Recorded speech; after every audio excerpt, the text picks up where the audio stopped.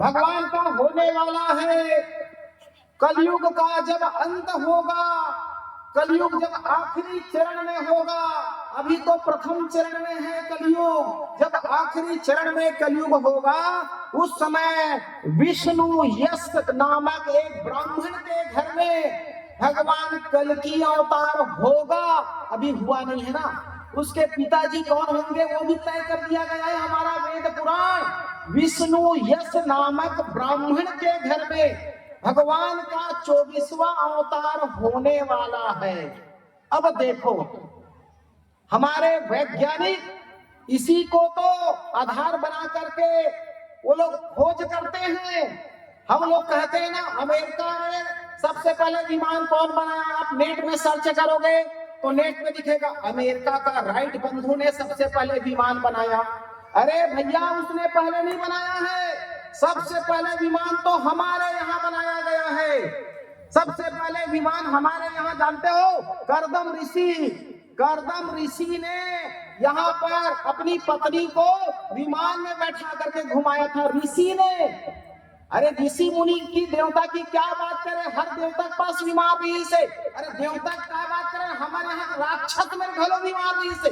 रावण मेर जी पुस्तक विमान भी से ओखर में, राक्षस में घलो विमान भी से।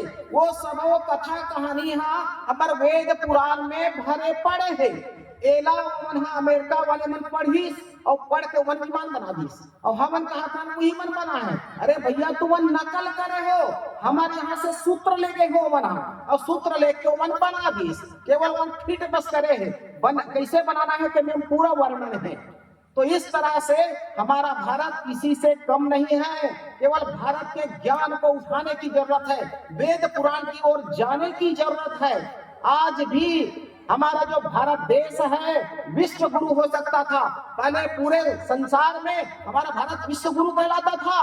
तक्षशिला का महाविद्यालय आप ले लीजिए, ऐसा विश्वविद्यालय बिहार में था, नालंदा का विश्वविद्यालय, जहां से लोग पढ़ने आते थे, पूरे विदेशों से पढ़ने आते थे। इतना बड़ा नालंदा का विश्वविद्यालय थे, लेकिन कुछ मूर्खों ने उस विश्वविद्यालय को आग लगा दिया गया।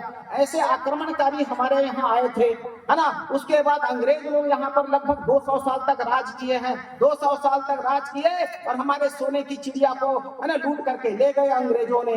ले दे करके हमारा देश अभी 1947 में स्वतंत्र हुआ है। उसके बाद हम धीरे धीरे आगे बढ़ रहे हैं। आज भी हमारा देश उतना पीछे नहीं है। आज हम कम से कम 7वां नंबर में है, पहला नंबर में नहीं है तो कम से कम 7वां नंबर में है। वहाँ लगभग 200 के लगभग देश है जी पूरे विश्व में, लेकिन उसमें 7वां नंबर आना भी बहुत बड़ी बात है। हम नीचे नहीं है, हम ऊपर हैं। और क्या बताए संतो, हम जनसंख्या के मामले में हम लोग सबसे फर्स्ट हैं। इंडिया इज द फर्स्ट जनसंख्या के मामला में। ये अच्छी बात है कि बुरी बात है? अच्छी बात है, जैसा भी सोच लो आप लोग भैया, मैं नहीं बोलता है नहीं। हमारे भारत की जनसंख्या चीन से भी आगे बढ़ गई है। वैज्ञानिक लोग तो बोले थे 2045 में हमारा भारत आगे बढ़ेगा, लेकिन 2045 या 2024 में जुलाई में हम लोग आगे बढ़ गए, चीन को पछाड़ दिए हैं। इतना ज्यादा, सबसे ज्यादा जनसंख्या वाला विश्व में केवल भारत है।